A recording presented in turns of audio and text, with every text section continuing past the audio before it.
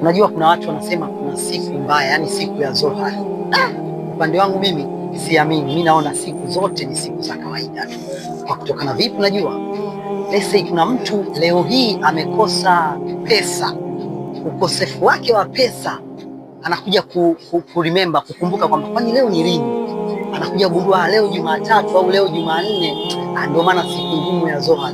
Lakini mtu huyo siku akiwa amepata pesa fresh, hataki kukumbuka leo ni lini. Hiyo imekaaje? Eti kuna siku ya Zohar? Siamini siku ya Zohar.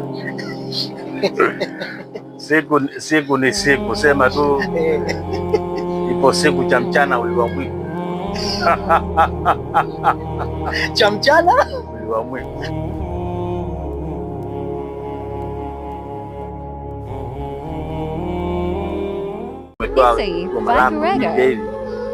Hebu tupe intro kidogo. Okay. Labda remember kitambo kidogo. Wezi ukajua maumivu yake, kwani anajua mwenye peke yake. Ulivyomtenda hawezi sahau, analalamika umemletea dharau.